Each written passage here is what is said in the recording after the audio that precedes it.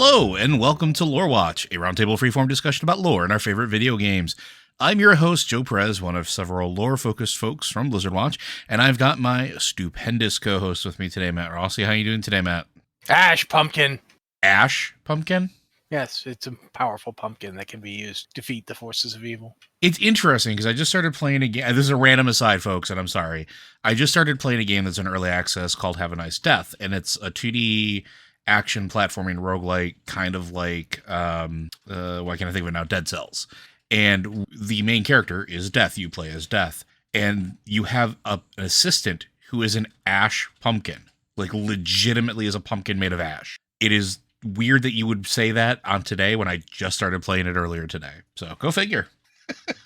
Ash pumpkins. Ash pumpkins. Works in mysterious ways. But we're not here to talk about ash pumpkins.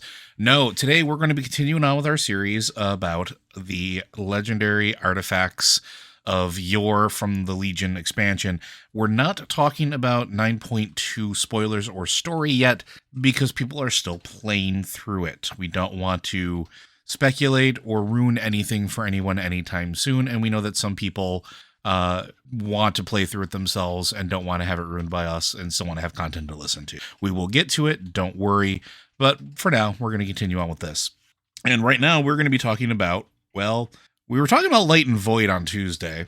We're going to talk about Light today. And this came up because we were talking about which ones to do next, and Matt pointed out, hey, Light artifacts are good, but we're not going to be talking about Holy Priest artifacts. No. We're going to be talking about Paladins. Because, you know, we both play Paladins all the time. And I feel like Liz should be here for this one, but regardless, the Paladin... I mean, if you want, I can go and you can try and get her. But regardless, the Paladin artifacts from Legion are interesting for a number of reasons. One is a known item. It's one that we've known for years and was marked a return to the game. And the other two were sort of talked about, kinda, but not really. I know the Silver Hand was, but I don't think Truthguard or Oathseeker. Am I right in that? The Silver Hand is new to Legion. It's just that we knew that Tyr had a silver hand. We didn't know it was a hammer he carried around. We thought his hand was silver. And as for the Oathguard and Truthkeeper, they are brand new to Legion. There was never anything about them before. Well, which one would you want to start with? I mean, if you don't start with Ashbringer, I feel like you'll be attacked in the street by Paladins. So that's probably accurate. The Ashbringer is interesting because it's the only Paladin artifact that is almost indistinguishable from its first wielder. People talked about the Ashbringer and they weren't sure what they meant, if they meant the sword or the person. So the first person who wielded it was a Paladin named Alexandros Mograine. You've probably heard of him. If you've been playing Shadowlands, you've met him. He even recreated a sword like it when he got to the Shadowlands and is using it still. But Mograine first came to prominence. I'll use the word prominence during the Second War, where he found a crystalline artifact on an orc necrolite that was fighting the Alliance forces atop and around Blackrock Mountain when they were finally defeated. He touching the artifact that he was carrying, this strange blighted fell crystal, destroyed his arm. It ruined it. He could barely use it, and he was struck by the strange power of this terrifying thing. And so he brought it to a group of other Paladins, friends of his, that were concerned with what had been happening during that war and the possibility of what it might happen next. This meeting took place in South Shore. And the meeting, one of the things about that meeting is it's right around the time that Thrall first escapes from human confinement. We know this because literally when you go to the Escape from Durnhold Keep dungeon in the Caverns of Time, if you take a sidetrack and go to South Shore, you can watch the meeting. Which I thought was an interesting choice. Yeah. It's actually happening. And you can actually even see famous figures from the Scarlet Monastery hanging around outside the meeting, just as kids living in South Shore. There's Sally Whitemane, who would grow up to be known as Inquisitor Whitemane, and then eventually after death be risen as the Death Knight Whitemane. There's Renault Mograine, who you know from, again, Scarlet Monastery. He'll be coming up again later. And there's Jimmy Vishath, who is now somebody else, but I don't know his new name. Sorry, they renamed him. So yeah, that's happening. The meeting happens. At the meeting, when he reveals this artifact to the other assembled paladins, one of them, who's General Abendis, is like, this thing is an abomination. It should be destroyed. And he blasts it with the light. Rather than it being harmed by the light, it takes on the characteristics of the light. Almost like it absorbed it in, almost, right? Like they were mentioning that it was like drinking it in, like it was, like a sponge. And there's never actually been any real explanation of what this artifact was. There's certainly a lot of implications to the artifact. One possibility is that it is one of the Atamai crystals, which are famous Naru artifacts that were used by, one of them was used by Velen to contact the Naru just before the Burning Legion turned Argus into what it is today. That it's how he escaped with the Draenei who didn't want to become Eridar. Although that's not really accurate. They were Eridar, they became Draenei, but we're trying to boil this down, guys. We got a lot here. So that's one theory. Another theory is that it's literally a piece of a Naru. Which we've talked about on not just this podcast, but I think both you and Anne previously had written about that at several points on the site, where you've laid out a really good trail of making the case for it being a piece of the Naru. And I think Legion, I want to say, kind of reinforced that a bit too, as you were making your way through the story of it, because it has a lot of that same properties. And you've heard us talk about Naru. This is sort of a sidetrack, and I apologize, but we've talked about Naru having sort of that light and dark cycle, and there seems to be an ebb and flow to it that can be triggered depending on, how much light you take out of them or how much light you put into them. Actually, through the years, through questing and our interactions, we've actually participated in this several times, even going back to the Sunwell. So. But in this particular case, the other paladins, seeing this change start to happen to the crystal, added their power, and also, basically it blasted it with more light until it basically became this giant gleaming thing. And they were like, okay, what is this thing? And Mograine touched it, and it healed his arm. The arm that it had destroyed previously. It was now healed. They all saw that and were like, what is going on? What did you find? And he's like, I don't know. I just took it off of a necrolite. I have no idea, but I think it's important. When the Third War started, which was after Thrall had escaped for a bit, when the Third War actually began in earnest and Arthas returned with the undead and killed his father and destroyed Lordaeron, the people who were at that meeting, many of them decided to form an organization that would oppose the undead. And that's where the original Scarlet Monastery comes from. It's difficult today to realize that when the Scarlet Monastery was launched, it wasn't the fanatical militaristic group it is now. It was literally just holding the line people. It was anybody who could gather together and join their banner to hold the line and try and preserve what was left of Lordaeron. It's essentially the survivors from The Walking Dead. Yeah. I never thought of it that way. Now, imagine if the survivors from The Walking Dead had access to paladins. I mean, that's basically the difference. Both High General Abendis and his daughter Brigitte, who in time would become High General herself, were a part of this group. Saidan Dathrathan, who was one of the first paladins, was a part of this group. Obviously, Mograine himself and both his sons were a part of the group. And for a while, it looked like they were going to actually pull something off. Like they were fighting very hard, and they were making inroads against the plague of undeath, and might have accomplished something until during a raid on Stratholme, after everything bad had happened to it, after Arthas had basically ordered it purged, after the undead had rampaged through it, they made a raid on it, seeking to find like the secret menace behind the undead, because they had no idea. They didn't know about the Dreadlords. They didn't know about any of that stuff. And in so doing, Saidan Dathrathan ran afoul of and was destroyed by Balnazar, the Dreadlord, who wore his body like a suit. And by doing so, took over the Scarlet Crusade and turned it into what it is today very slowly. Began corrupting people, began manipulating. You know what dreadlords do. While that was going on, though, while that whole process was happening, Mograine traveled to Ironforge. And when he got to Ironforge, he went up to the current king at that time, Magni Bronzebeard, and he said, I have this crystal. It's a powerful item of the light, and I want to do something to protect my people and to avenge the great wrong done to them. And Magni was like, well, okay, Arthas killed my brother. As far as he knew, that was true. He didn't know that his brother was still alive. It's like, Arthas killed my brother, so I think I can help you. But this thing, I don't know how to make something. I know how to make weapons. Yeah, I can't forge this, but I can make a weapon, right? Yeah. So he made this great sword, and basically left a notch in the sword for the crystal to go, and the crystal went into the sword and just infused it with its power.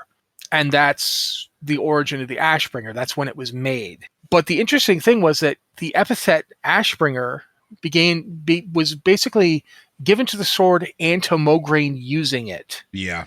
Because when he used it, he would literally just turn, like, say he was being attacked by 100 undead.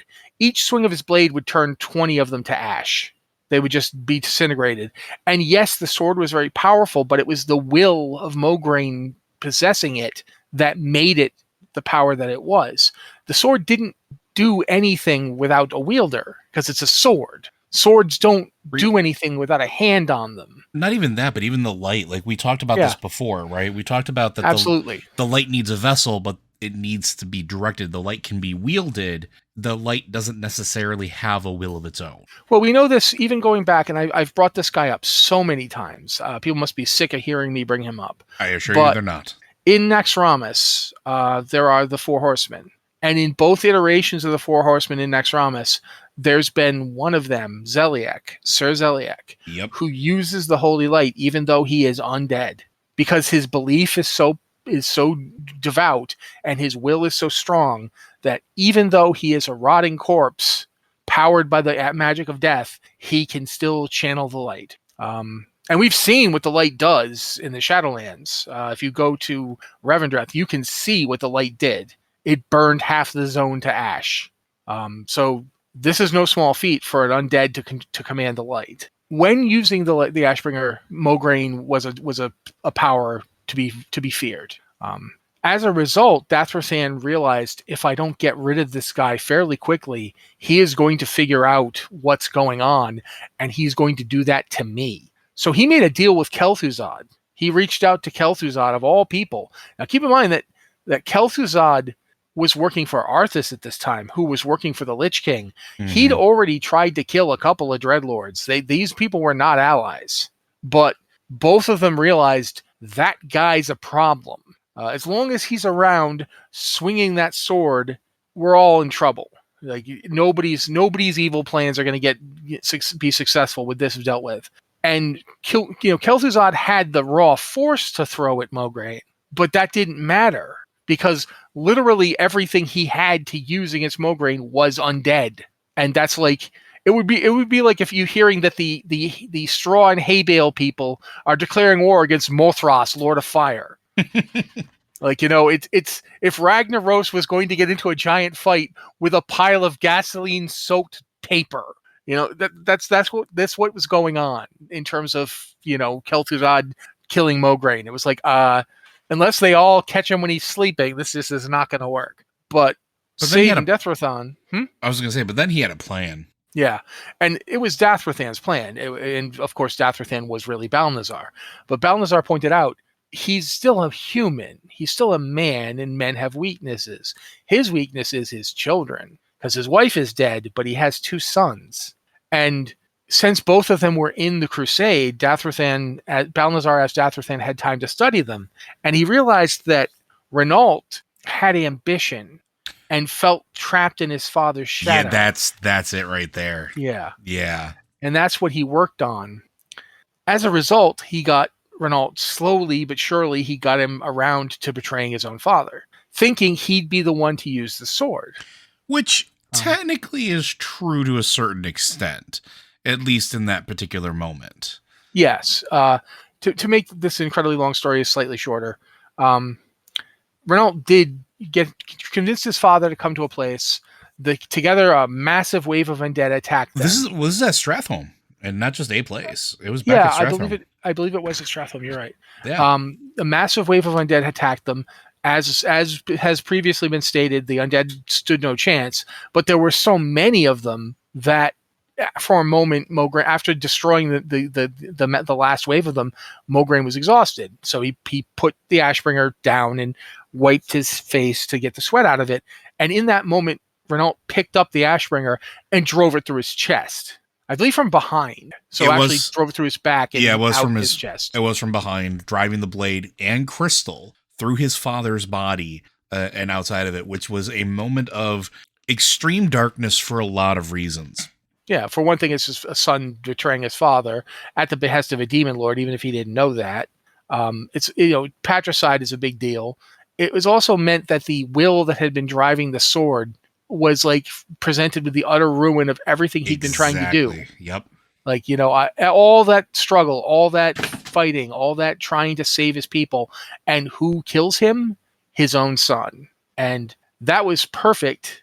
As part of the deal, Kel'Thuzad claimed both Mograine and the sword and took them to Naxxramas. Balnazzar, I don't know if Balnazzar thought, well, fine, as long as he's not around here anymore. I'm not sure what Balnazzar's thoughts on that were, but that's what happened. And we can kind of speculate at least a little bit to a certain extent at this point, right? Because by extension, if Balnazzar was really truly serving the Paylords of the Shadowlands like the rest of the Nathurzim, like we think that he was, then at the end of it, ultimately everything, even the Lich King, was serving to that end. This was just another way of getting to whatever the end of that means was and removing that obstacle, because Kel'Thuzad could be dealt with later. That artifact could be dealt with later. It had been corrupted. He saw it corrupted. And plus, ultimately, Kel'Thuzad was really working for the same goal as even if he didn't, the Lich King had his own stuff going on, but they were basically on the same side, even if neither of them really fully knew it. So there's a lot to that, but whatever happened, they took the body and they corrupted Mograine and brought him back as a Death Knight. And when they did, he was wielding the Ashbringer still, which was now powered by the same darkness that was powering him. Which is interesting because that's not the Void. No. Death and Void are not the same thing. So it's interesting that the crystal apparently can adapt. But then again, if we look at the Atamal crystals, which are, if not Draenei, if not Naru themselves, they're Naru, for lack of a better word, power. They all switch between different kinds of magic. Like Leaf Shadow is powered by nature magic. And we also know, know that there's a certain level of a modification that can be done to them. Jumping a little bit forward, especially if it is a piece of a Naru or a Naru body or whatever you want to call it, if it's not just an Automite crystal, which again, it could also be that we don't know what the Automite crystals are. They might be part of a Naru. Exactly. We don't know. They could be part of a Naru Prime or whatever. But look at what we learned about in Shadowlands. We know that the power of the Naru, particularly their light, their sort of resources, can be shifted and manipulated into such a way that even their own kind would not welcome them back. That's a whole plot point for some of the things that Denathrius was doing with the captured Naru. Also, look at Zira. Zira is another great example. Yeah, absolutely. Yeah, when she gets destroyed, her pieces get taken up and used in the Netherlate Cruciforge. So, I mean, heck, look at what happened to Kalia Menethil, where the power of a Naru and the power of an undead were combined. Yep. And she became what she is. So, all that aside, the Ashbringer was corrupted. He used it. I feel like there's so much more to talk about with the Ashbringer. It's kind of like terrifying. I basically, when you raided original Naxxramas, you had the chance to get you want to talk about it? Because I've been talking for a while. Yeah, so this is one of the interesting things. This is one of the interesting breaks, because part of the original storyline for the original Naxxramas actually leads into Naxxramas 2.0 eventually.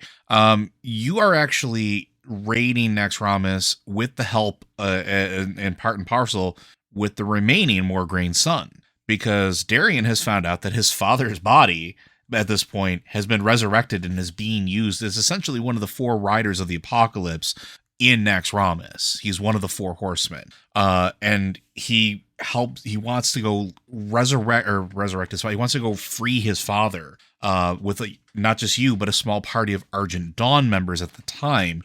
At this point, you are a member of the Argent Dawn in everything but name, I think. But when he gets there, Alexandros Mograine is unresponsive to his son pleas, and even his attempts to redeem him, forcing Darien to kill his father again. And at this point, Darien comes into possession of the corrupted Ashbringer.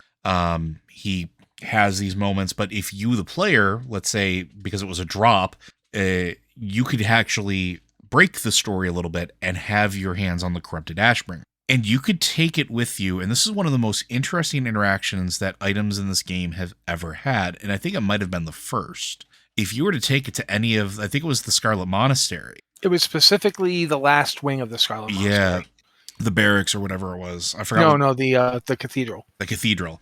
And you were to walk in, let's say make it all the way to the actual cathedral itself and walk in, the NPCs would react to you if you had it equipped. They would kneel. They would not be aggressive to you at all. And there were specific written lines to acknowledge that the Ashbringer walked among them. And it was this ridiculously important thing that very few people ever got to experience. But in the canon, the actual story of it, Darien is the one that wound up getting it. And in that particular moment, his father's voice, his father's soul, or whatever it is, we don't know what it is, or if it was more trickery, led him to a portal that took him back to the Plaguelands, which then led him to Renault at the Scarlet Monastery, where he confronted his brother, who tried to kill him. And before Renault was able to deal the final blow, the corrupted Ashbringer acted on its own and basically burned Renault alive in a form of green flames that took on the guise of Alexandros in dreadnought armor. And as Renault begged for forgiveness, he was slain by his father, who then said he was forgiven. And then the spirit, or what we think is this part of the spirit of Alexandros, then retreated back into the blade. The interesting thing is this particular moment, we never knew when Shadowlands started if this was something that actually happened or if it was just a manifestation of power or an imprint. There's a possibility that a piece of Alexandros still resides inside the Ashbringer, because now we know that souls can be fractured and then can have an imprint upon them. There is some weird, and if you, I've just now starting to think about this, I apologize. But the interesting thing about that too is we know that the jailer was holding pieces of souls in crystals. Mm-hmm. We don't know what those crystals were, if he used them or forged them, or if he was just happened to find, I don't know, bits of a Naru, shove souls inside of them. So there's a possibility that there's a little piece of Alexandros Mograine that isn't actually in Maldraxxus at this point. Yeah, much the same way we've seen that. We saw that happened with other people. We've seen it with Uther of all people. So yeah, it's possible. And then at some point after, I believe Darien tried to use the Ashbringer. I think it was to kill himself, wasn't it? He did kill himself with it. Yeah. So he killed himself, and I think it was some misbegotten thing that he thought he was going to be able to free his father, if I remember correctly. Instead, he became a Death Knight himself. Yep, taking up his father's role. If you played a Death Knight in the original opening storyline in Wrath, which I believe is still there if you roll up one of the main races, but it might not be. I don't know. I haven't rolled up a new Death Knight in a while. But if you play that story, Darien essentially trains you up to be a Death Knight. You go through a whole bunch of stuff, and then you attack Light's Hope Chapel. This is going to come into these stories of these artifacts later, but at Light's Hope Chapel, you're sent in to destroy the Argent Dawn once and for all. There's a massive battle, and finally, Tyrion Fordring, who you guys know from the quests, he made you go get him worm meat to eat and so forth. He comes out, and he's basically been redeemed as a paladin. He'd never lost his connection to the light, and he shows why they have this temple at the at Light's Hope. Light's Hope Chapel. Why it's there? Why it's called Light's Hope? The power of the place is there's thousands of sanctified souls sleeping entombed in it. They're dead. Their bodies are dead. They're dead people. But the power that they channeled in life is still there, waiting. And when the undead set foot on the place, it came out, and it obliterates the undead army. The Death Knights are like basically forced to their knees. The fighting Tyrion is overpowers Darien in a moment, and as this is all going on, Arthas himself shows up and says, "This was just to draw you out. I was willing to sacrifice all these Death Knights just to kill you, just because that thing. I'm not going to make the mistake Kel'Thuzad made. I'm just getting rid of that thing and you once and for all." And as he's killing Tyrion, Darien realizes that, Arthas has been using him from the beginning, that the Lich King is always using him, and he throws the Ashbringer to Tyrion. The interesting thing in this moment is that the battle is raging on, and the Lich King still has the Helm of Domination at this point, but something breaks the control that he had over Darien, because that bond is broken. That Probably the light, but we don't know how he did it. we don't know how it did it at all. But regardless, when the Ashbringer is in his possession, Tyrion is practically invulnerable to Arthas at this point, especially since they're standing not Saiyans on top of Icecrown, which is very clearly, powered by the death magic that empowers Arthas. It's on the Light's Hope Chapel grounds, which is where the light is supreme, and Arthas is forced to retreat. Like if he stayed and fought, he would most likely have fallen right there, because that was its place of power. And in so doing, the Ashbringer is purged. It immediately resumes its form as a being of the light, a blade of the light. It's later seen again several times during Wrath of the Lich King. And obviously, after Arthas fell, Tyrion, I wouldn't say he retired exactly, but he went into kind of a, I don't have anything else to do right now, so I'm going to go back home to Hearthglen, and I'm going to turn it back into a place where people can live. And that's basically what he did. Him and the Argent Crusade, I don't know what you even call them at this point. They basically resettled Hearthglen, and they tried cleansing some of the corruption and some of the plague out of the Plague Lands, with mixed success. I'd say Hearthglen was pretty well purged. I would agree. Purged. And I'd say some of the Eastern Plague Lands lost some of its plague. I would certainly not say that the Plague Lands as a whole are free, but they're definitely less corrupted than they were. And it'll probably continue to happen too, because the power of the light, or at least the power of the people that are there, that's not going anywhere. Like, if anything, during the course of Legion, you sort of fortify at least Light's Hope Chapel and everything around it. Like, it becomes not just a bastion of the light in name, or a bastion of the light in dormancy. It's active. There's literally a light forge in it. The chapel itself is this massive construct that then draws paladins from all over to worship and to combat, in this particular case, against the Legion. And it's interesting that, as far as I know, it's still being used this way. Yep. Paladins from both factions go there and work together against the Legion, and they're probably still at least meeting up there once in a while. For all that, you got guys like oh boy, heck, I want to call him Tyrion, but he's not Tyrion. Turalyon. Turalyon, of course, when he shows up, doesn't quite have the same cross-factional respect, but he's an older school guy. He comes from a different period of time. So literally, for him, it's been 1,000 years. But for the most part, you when you go to Light's Hope, you can see paladins of every stripe. You can see like Blood Elf paladins. You can see Tauren paladins, Draenei paladins, Dwarf paladins, Human paladins. They're all there, and they're all working together against the Legion. So Ashbringer is kind of like a symbol of that at this point. It's passed from Mograine to Fordring to whoever wields it. And the way you get it is actually tied up in Balnazar again, too. We've been talking about the Ashbringer for a while, and I do want to get to the other artifacts.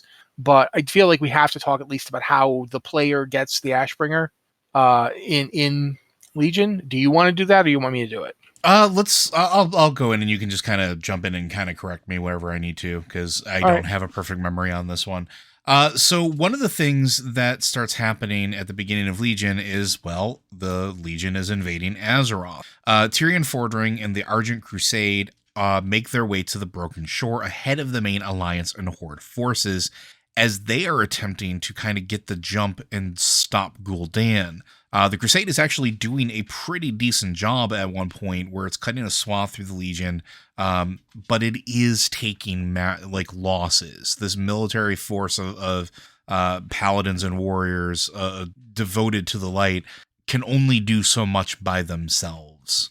And at some point, Tyrion winds up getting captured by Gul'dan. And then this is where, roughly about the time that the main assault forces of the combined factions of Azeroth show up, Gul'dan laughs as the power of the Legion sort of overwhelms everybody, in particular Tyrion Fordring, and summons Crossus, who would be a raid boss that we would fight later. It's a massive demon in order to finish him. It is a blast of pure fellfire, if I remember correctly, that just starts laying into Tyrion, and sort of, kind of messes his day up.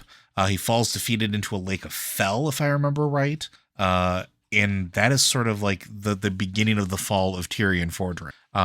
But there's this point where he is believed to be alive still, and Retribution Paladins are instructed to retrieve him from the broken shore. And it's at landing on the shore. I think is it Lord Maxwell?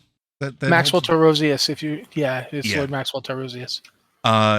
Helps you with a fight against the jailer Zarius, I believe it was, and the demons that he has at his command in order to try to get at and save Tyrion. When you get to him, after you finally make your way through, Tyrion is nearly dead. And he has this moment where a good friend of his, and I'm saying that with quotes here, the Dreadlord Balnazzar kind of taunts him and tells him, you need to follow your destiny. And with the Ashbringer doing what it does best, it kind of is the last thing he does is takes it up in that one moment.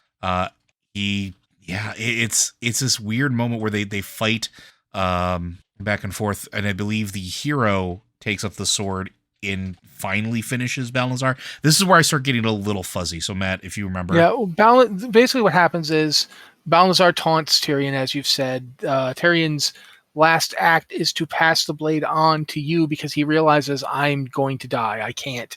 I've carried this as far as I can. It's now up to you to find the light. What did he say? Like the light was he's completed his task or whatever. Yeah, he is. This is the end of my journey. I believe is what he says, something like that. But he passes the sword on and dies. Balnazzar thinks he can just compel you to give it to him, and for all of his subtleties and arrogance, he is proved very mistaken. The Ashbringer has no time for him, and you use it to injure him, and he runs away. He comes back several times. Like you see Balnazzar several times trying to get the thing back. And Tyrion's body is taken. We're going to talk about Tyrion and Tyrion's body later when we do the Death Knight artifact storylines. But Tyrion is taken to Light's Hope Chapel, where he is entombed, and he's one of the spirits there now. He is one of the people who now resides within the light at Light's Hope Chapel, which is another thing we need to talk about sometime. Is that like how we've seen people do that? Like it may not just be the jailer who can split souls. It's happened a bunch.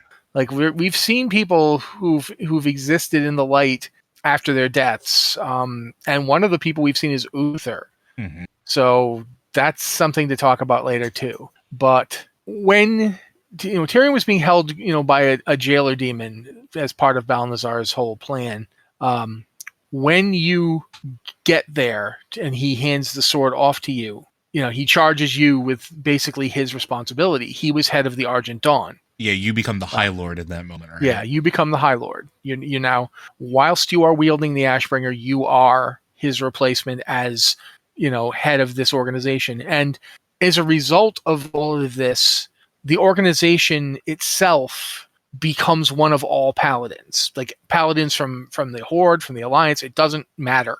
They all come together. They all acknowledge the High Lord as the leader of the new Argent Dawn, Argent Crusade, whatever you want to call it.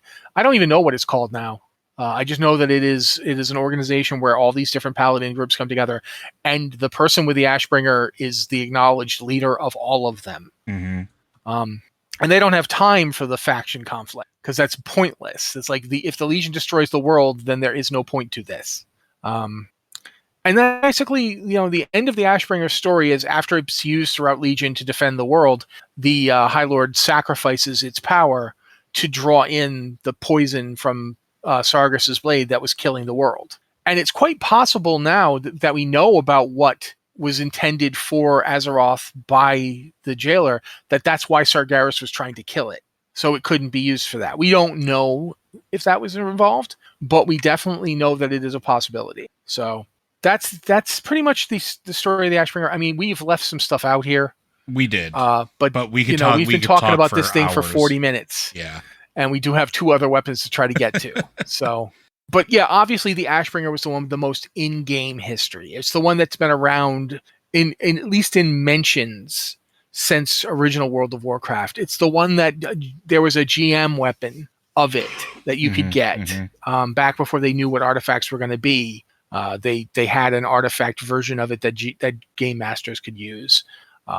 It's been tangled up to the point where at the end of original WoW and the beginning of the Burning Crusade, there was a whole quest. There's a whole setup for like one of the sons of Mograine is out in Outland, and then later on we were like, nah, he wasn't. Sorry, that turned out not to be the case. But there's a ton of history for that blade. But I think we should move on, and we should probably talk, if nothing else, we should talk about the Silverhand next. Yeah, because its history is tied to Azeroth in a lot of ways. Do you want to go with it, or do you want me to? Start in, and I'll jump in. Okay, so we talked briefly about him. There were the Titan Watchers, the beings that came to Azeroth, the most powerful of the Titan Forged, the direct servants of the Titans themselves, came to Azeroth to cleanse it of corruption. And the first thing they did was defeat the various elementals and seal them away in the elemental planes. We mentioned that in our shaman storyline, where we talk about the shaman artifacts, because one of them, Keeper Ra, used the Fist of Ra-Den to help him create another realm to imprison the elementals into with the help of Helia. So that's one thing that happened during that. Another is that the High Lord Tyr, and these guys were all immensely powerful, direct servants of the Titans. Tyr helped defend the world from the elementals as well, and then took part in the war against the old gods. I couldn't say the word old gods for a second.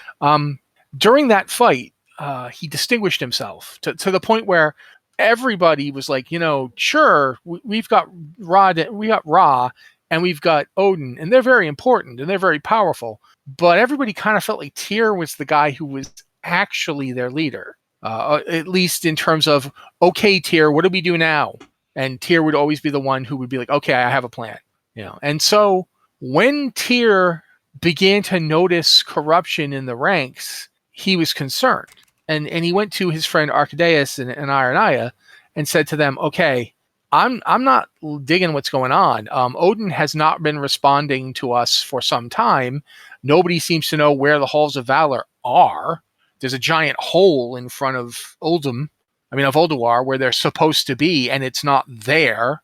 That's weird. Loken is sitting around on the throne and acting like he's prime designate, and I don't recall that happening. Do you guys remember that? And they're like, no, that's definitely not something anybody told me about. And yeah, Mimiron's weird now. He's a robot, I guess, and he's saying he died, and he's really not making a lot of sense. So they were concerned. Things were not going well, and they didn't really know what to do about it. But one of the things that they had going for them was the artifact that Tyr had wielded during the war, the Silver Hand. It was this immense, powerful warhammer. It had destroyed many, many opponents, and it had the power of the light within it. It was this immensely powerful thing. With it, they eventually discovered, okay, something is definitely wrong here.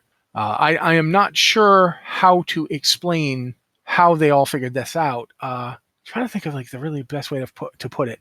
Essentially, using its power, it had basically been used to smash Ragnaros to the ground at one point. The hammer was incredibly powerful. It was also used to fight Galakrond. Do you guys remember Galakrond? Joe, you remember Galakrond, right? Galakrond, he was a giant dragon that had all sorts of weird necrotic things that came out of his body, and it caused a whole bunch of trouble. It was bad. And that's the origin of the aspects, the dragon aspects. In fact, the reason that that Odin got a bug up his butt to create his own version of a force to protect Azeroth and made the deal to trade his eye away with Muzala in the first place, that comes from this. It was watching the rise of Galakrond and watching the dragon aspects created that helped step that up. So that, in fact, the Galakrond, since his power was necrotic in origin, he might actually have been working for the jailer this whole time too. Or at least corrupted by the jailer. Yeah, or some force that the jailer, countenanced. Because that's the kind of thing that the jailer's plans have been going on this whole time. But during this whole thing, Tyr realized that Loken was bad news. One of the things Loken was doing was directly enlisting some of the more desperate Vrykul, because this was the time that the Curse of Flesh was happening. It was rampaging through Vrykul society, and it was turning their children into humans. They didn't know that. They just knew that their children were being born extremely small and weak by their, because the average Vrykul is like 20 feet tall. So they were like, what is happening? Why is this happening? Tyr understood that Loken was responsible for the Curse of Flesh. He, Arcadis, and Ironaya stole the Discs of Norgannon and left, and they took with them a whole bunch of the humans, or the Vrykul and their human offspring came with him. And we're going to talk about this again when we get to Truthguard. But as they left, one of the... I'm trying to think there's a giant named Jotun. Oh. The call later, when you see him in Wrath of the Lich King, he's known as Jotun the Curse Bearer. Yes. But Jotun deliberately set himself in the path of Loken's forces to give the people who were with Tyr and his friends Aranaya and Arcadis time to escape. There was a bunch of Earthen, and there was a bunch of proto-humans and Vrykul and so forth. They made their way south and away from Loken. Loken was terrified of what was going to happen next. He was afraid that Tyr would find some mean to summon the Titans. None of them really understood that the Titans had their confrontation with Sargeras by now. No, because they haven't come to that realization yet that they had. Yeah, they did not know. Raden had worked it out. Raden knew something had happened to him, which is what made him go kind of sideways and become sullen, right? Because he figured it out. But everybody else was like, things are weird, but we don't. They didn't know there weren't any Titans to call. That there was basically nobody out there who would answer. So Tyr was terrified that they'd actually get it done, and so he didn't want them to reach any place where they could do that. And unfortunately for him, they were beelining towards Uldaman, which absolutely is a place where they could have done that. Because over the years, the Titan Forged had built an incredibly elaborate series of Titan facilities throughout the body of Azeroth to contain the Old Gods, which was the very reason that the Old Gods had corrupted Loken in the first place, was to get him to break those bonds. They wanted out. But if they got to Uldaman, it was really likely that they could figure out a way to, especially since they had the real Discs of Norgannon. At least they thought they did. There's some debate on that. But regardless, he was like, okay, I got to stop this. And so he reached out to his Dark Masters and said, I need something that can kill one of us. And two, not just one, but two Chithraxi generals showed up. Kithrax and Zakaja. I don't know. I can't say his name every time. Yeah. Zakaja. No. But he summoned two of them and sent them after him. If you've ever fought General Vizax, you know the kind of jerks these guys are. It really powerful, really monstrous, really difficult to deal with. Realizing that if they showed up, they knew they were being followed, and Tyr said, you know what, if we don't do something, they're just going to, even if we beat them, they're going to kill all these mortals we've got with us. None of these Vrykul or Earthen or their Curse of Flesh offspring could possibly survive the onslaught of these things. And this is more important than my life. So he basically gave the Discs of Norgannon to Ironaya and Arcadis and said, get to Uldaman, get there. I don't care how you do it, but get there. And by himself, with the silver hand in his hands, the hammer, he stopped and waited for them. And when they arrived, he went full beast mode on them and showed them why he was the most well regarded of the Titan Forged armies. And this is it wasn't Thorum, it wasn't Odin, it wasn't even Raden. It was Tyr, who was the scariest of them in combat. And this is the moment where humans over eons would come to call it Tyr's fall, but it is actually Tyr's fall. Mm-hmm. This is the place where that giant lake is where he fought these Cathraks to basically a standstill. And he ultimately paid for his. You can't say killed them, because you can't really kill these things. They're old god gods. Well, they're bits of old god body given life. Yeah. But he did smash Zakajaz so hard that the guy became immobile. He basically hammered him into pulp. Mm-hmm. And left him to slowly regenerate over thousands of years. Kithrax injured him greatly, but he then turned and injured Kithrax just as greatly. And Kithrax stumbled to what is now the Gurabashi area. Yep. And collapsed under what is now Zul'Gurub. It wasn't there yet. They built it on top of him, but he collapsed. The earth went over him, and eventually they built their giant city right there on top of him. And there would be bad results to that later, but that's where Tyr dies. And the some of the humans, the Vrykul descendants who had accompanied him, had actually stayed because they couldn't bear to leave him to fight alone.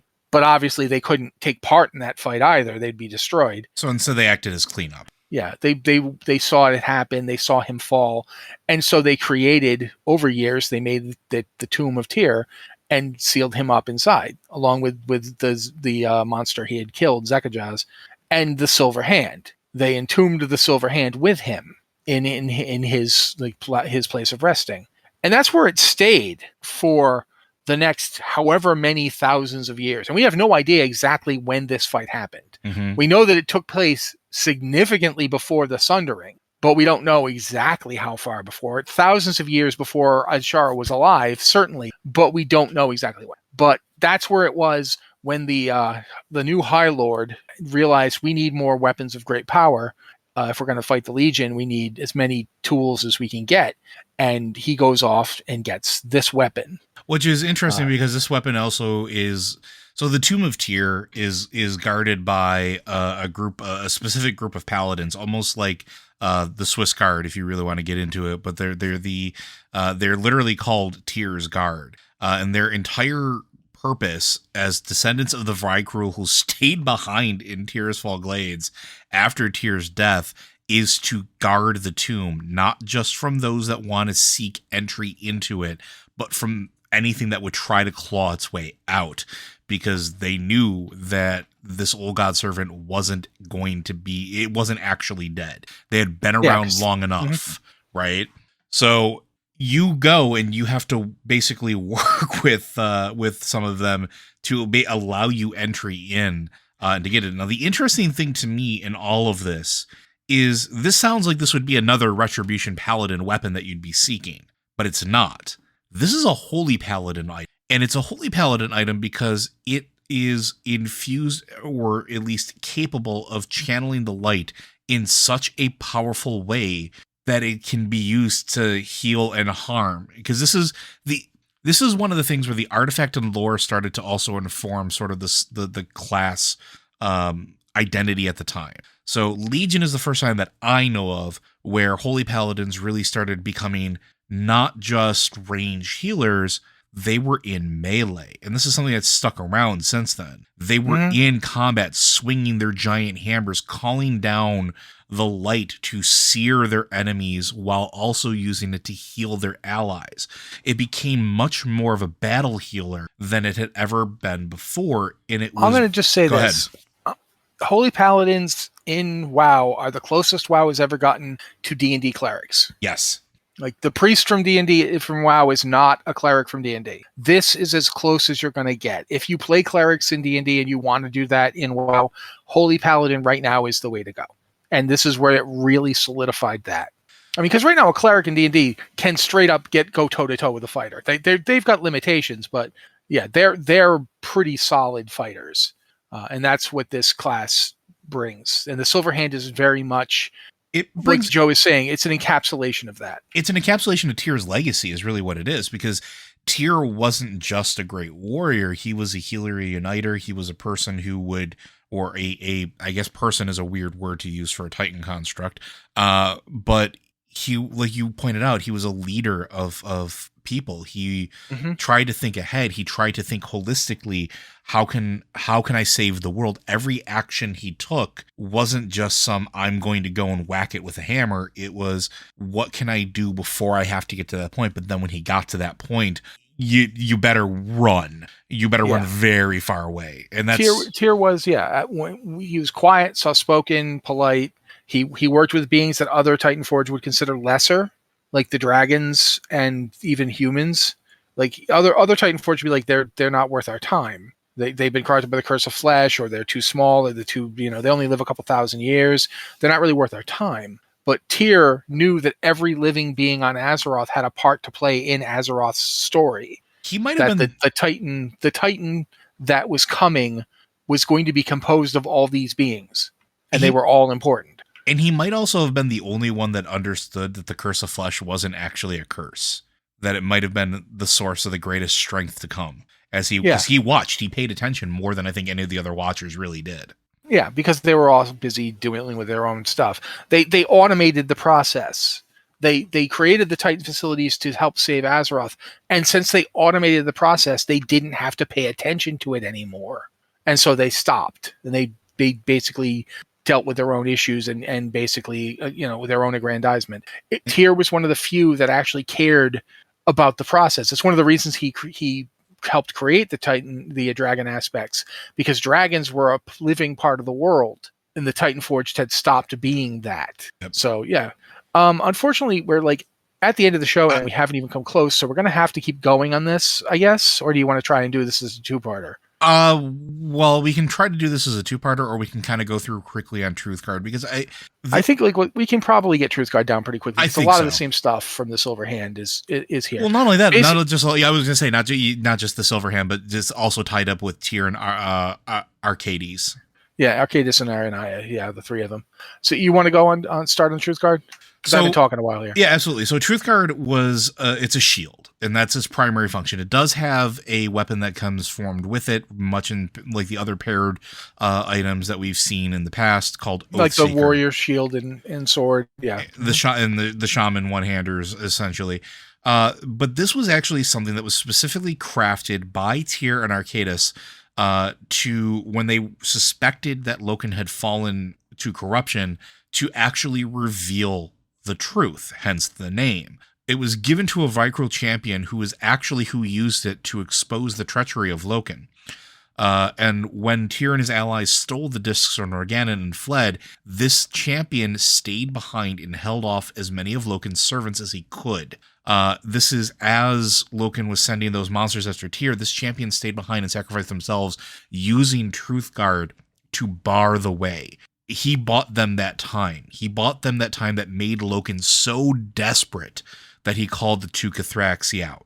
Had it not been for this champion wielding this shield, we don't know what would have happened. Would have all of the humans, all of the Vicryl, would they have been overrun? Would Iron Aya and Arcadis been overrun? Would Tyr have been trying to get out on his own, or would he have stayed behind knowing who he is, and would he have fallen because Loken would have been right there? It's an interesting item, but also one that unfortunately reads like a footnote compared to the other two.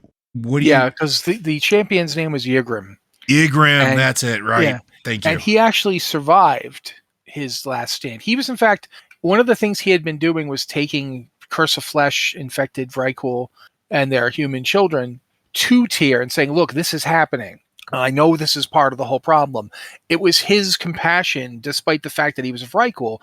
Every Vrykul knew that they should kill these things. That they should just cull them. The High King Ymmeron had said so, because they need to maintain their strength, is what they believed. But Ygrim was like, this is not the Lord. These are our children. No. Yeah, these come from us. We are responsible for them. Sure, they're smaller than we are, but that doesn't necessarily mean their hearts are weaker. And we've seen that, I made of flesh.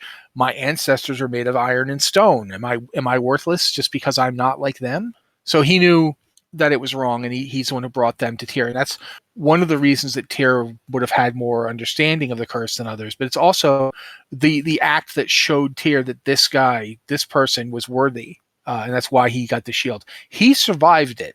He managed to escape after he managed to hold off the forces of Loken long enough for everyone else to get out. He got out. The only one who didn't get out was Jotun, like the giant I mentioned. Mm-hmm. He got cursed by Loken for his role in it and turned into Jotun the curse bearer. But the other, Ygritte and some of the people who had been with him survived and they went south too. But they got to what is now the Stormheim, down in the Broken Shores, the Broken Isles, which is, if you look at a map, not too far away from Northrend. And they basically created a little Vrykul community in that area, and it remained there for thousands of years. When Ygritte died, he was entombed Mm-hmm. to the north of Stormheim, and the shield, Truthguard and Oathkeeper were entombed with his body, and that's where they remained up until Jotun told the Paladin, the High Lord, where to find them. And it is unfortunate that Truthguard does come off as an afterthought. It is unfortunate that is the case.